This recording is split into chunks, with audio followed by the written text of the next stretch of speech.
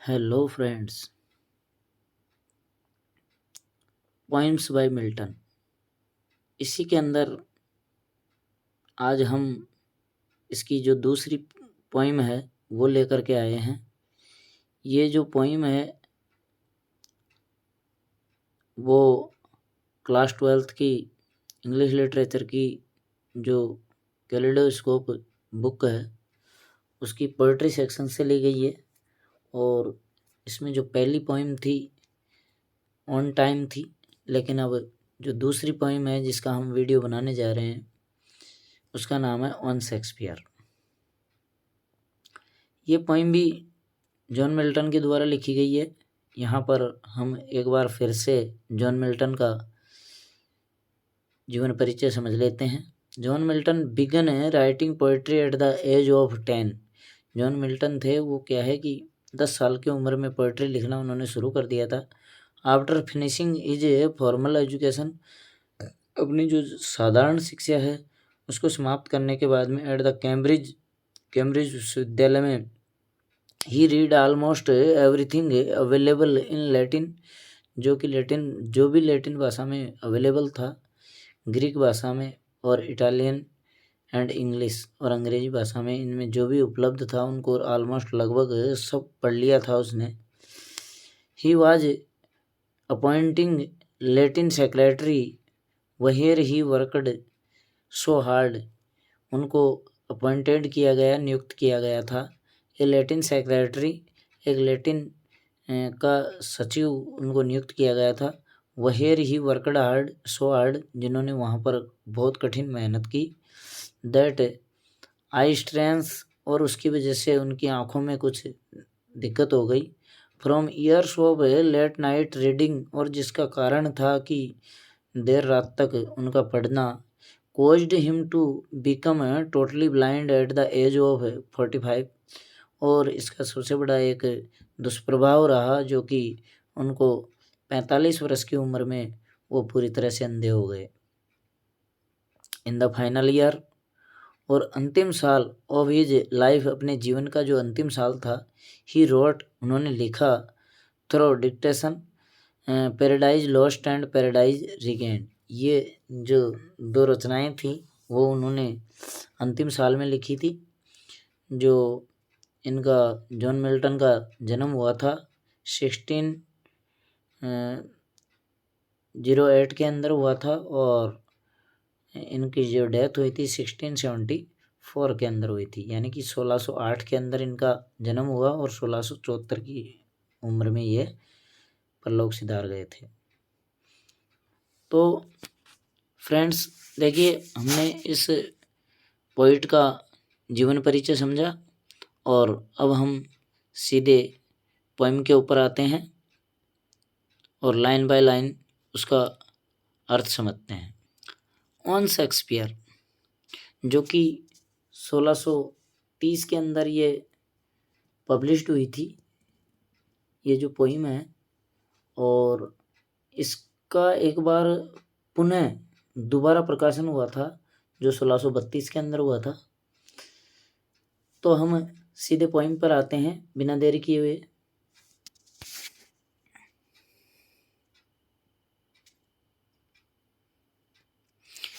What need my Shakespeare for his honored bones? What need, क्या आवश्यकता है, What need, क्या आवश्यकता है, माई शेक्सपियर, मेरे शेक्सपियर को, उस मेरे प्रिय शेक्सपियर को, फॉर हिज ऑनर्ड बोन्स, उनकी जो सम्मानीय हड्डियां हैं उनकी उनकी क्या ज़रूरत है। The labour of an age in piled stone, जिनको the labour of an age, यानी कि बहुत ज़्यादा मेहनत के बाद और बहुत से समय तक मेहनत करके इन पाइल्ड स्टोन, एक पत्थरों का ढेर बनाया जाए, और दैट हिज होलोड रिलिक्स, और उनके जो पवित्र अवशेष है शुड बी हाइड, उनको उनके नीचे दबाया जाए। और वो जो पाइल्ड स्टोन है अर्थात जो पत्थरों का ढेर है, अर्थात इसका मतलब पत्थरों से बना हुआ एक मकबरा, जो कि कैसा है कि अंडर ए स्टारी पॉइंटिंग पिरामिड, जो कि स्टारी पॉइंटिंग का अर्थ होता है जो तारों के समान बहुत ऊंचाई वाला एक मकबरा पिरामिड, जिसके नीचे उसकी हड्डियों को दबाने की कोई ज़रूरत नहीं है। अर्थात मेरा जो शेक्सपियर है इस कविता में क्या है कि जो जॉन मिल्टन है वो कितने पजेसिव हैं इसके प्रति, कितने ज़्यादा उनसे आत्मीयता रखते हैं और उनके बारे में कितना सम्मान देते हुए उनको ये पोएम लिख रहे हैं कि व्हाट नीड्स, क्या आवश्यकता है, ऐसी ज़रूरत कहाँ है मेरे शेक्सपियर को। मेरा शेक्सपियर तो वैसे ही महान है, वो तो वैसे ही प्रसिद्ध है, तो उसको ऐसे पिरामिड्स वगैरह बनाने की कोई ज़रूरत नहीं है। डियर सन ऑफ मेमोरी, हे मेरे यादों के पुत्र, यहाँ पर और ज़्यादा पजेसिव हुए हैं। तो हे मेरे यादों के पुत्र, हे the great heir of fame, हे प्रसिद्धि के वारिस। हेयर यहाँ पर वैसे हेयर का अर्थ बाल होता है HAIR, लेकिन यहाँ पर HEIR, और यहाँ पर हे प्रसिद्धि के, यहाँ पर हेयर का अर्थ होता है वारिस। तो हे प्रसिद्धि के वारिस और हे यादों के पुत्र।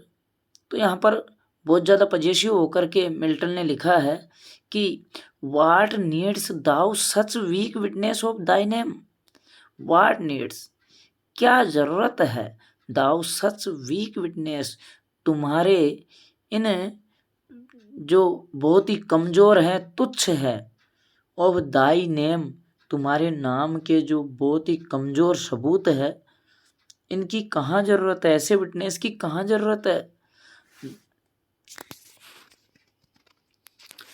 दाउ in our wonder and astonishment, और तुम तो क्या है कि हमारे आश्चर्य में, हमारे अंदर ही has built thy self a live long monument, तुमने तो स्वयं ही एक जो सदा सदा के लिए अमर रहने वाला, युगों युगों तक अमर रहने वाला एक ऐसा स्मारक जो लोगों के दिलों के अंदर बना दिया है, जिसके आगे ये जो तुच्छ जो मोन्यूमेंट्स है, स्मारक हैं, इनकी अब कोई ज़रूरत नहीं है। For whilst to the shame of slow enduring art, और उसके बावजूद भी कई लोग जो रचनाकार है वो क्या है कि स्लो एंड्योरिंग आर्ट, यानी कि धीरे धीरे किए गए प्रयास से लिखी गई जो कलाकृतियाँ हैं उनके लिए वो तो धीरे धीरे लिखते हैं। Whilst to shame of slow, वो तो इसके लिए कितनी शर्म की बात है। दाई इजी नंबर फ्लो, तुमने तो बहुत ही कम समय में प्रसिद्धि प्राप्त कर ली है, एंड दैट ईच हार्ट, और वो भी प्रत्येक दिल के अंदर राज कर रहे हो। Hath from the leaves of thy unvalued book, और तुम्हारी जो बेशकीमती पुस्तकें हैं उनके जो पन्ने हैं, दोज डेल्फिक लाइन्स, और उनकी जो बहुत ही शानदार जो लाइनें हैं, विथ डीप इम्प्रेशन टुक, जो एक गहरा प्रभाव डालती है उन रीडर्स के ऊपर, उन पढ़ने वालों के ऊपर, पढ़ने वालों के दिलों पर बहुत ज़्यादा प्रभाव डालती है। Then thou our fancy of itself bereaving, और तुमने तो क्या है कि हर व्यक्ति के दिलों में ही अपना स्मारक बना लिया है। अब तुम्हें इन तुच्छ स्मारकों की कोई ज़रूरत नहीं है।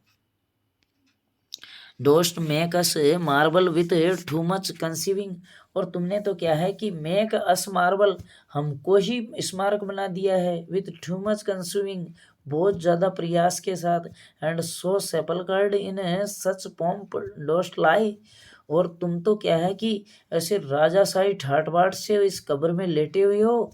स्कल सेपल्कर्ड का अर्थ होता है कब्र, तो यहाँ पर तुम सच पॉम्ब, ऐसे उस कब्र के अंदर ऐसे लेटे हुए हो, ऐसे टॉम के अंदर लेटे हुए हो, ऐसी जो कब्र है उसके अंदर लेटे हुए हो, और ऐसे ठाट बाट से लेटे हो, पॉम्ब राजाशाही ठाट बाट से लेटे हुए हो, जिसकी that Kings for such A tomb, जिसकी राजा महाराजा लोग भी वुड विश टू डाई, ऐसी मौत पाने की इच्छा रखते हैं। हे मेरे शेक्सपियर, तुम्हें ऐसे गुंबद और ऐसे मकबरे बनाने की ज़रूरत नहीं है, क्योंकि तुमने तो हर दिलों के अंदर जो बहुत सारे जो रीडर हैं संसार में, उनके दिलों में ही अपने स्मारक बना दिए हैं, जो कभी भी मिट नहीं सकते। क्योंकि जो ये पत्थरों के ढेर से जो बनाए हुए जो स्मारक हैं वो तो 100 साल चलेंगे, 200 साल चलेंगे, 300 साल चलेंगे, लेकिन जो किसी के दिलों में जो जगह बना ली है आपने वो जन्मों जन्म तक अमिट रहेगी। और आपने ऐसी छाप छोड़ी है कि शायद लोग आपको हमेशा याद करते हैं। और आपकी जो पोइम्स है उनकी लाइनों से कुछ लाइनें उनके दिलों में घर कर जाती है और वो आपको हमेशा जब भी पोइम्स को आपकी को पढ़ते हैं तो आपको हमेशा याद करते ही रहते हैं। अर्थात आपने इन सभी लोगों के दिलों के अंदर ऐसे स्मारक बना दिया है कि आप कभी भुलाए नहीं जा सकते। तो हेलो फ्रेंड्स, आपको ये वीडियो कैसा लगा? मैंने इसको पूरा प्रयास से अच्छी तरह पढ़ाने की कोशिश की, फिर भी अगर कोई कमी रह गई हो तो मुझे कमेंट्स करके ज़रूर बताएं ताकि मैं आपकी समस्या का समाधान कर सकूं। Thanks for watching this video.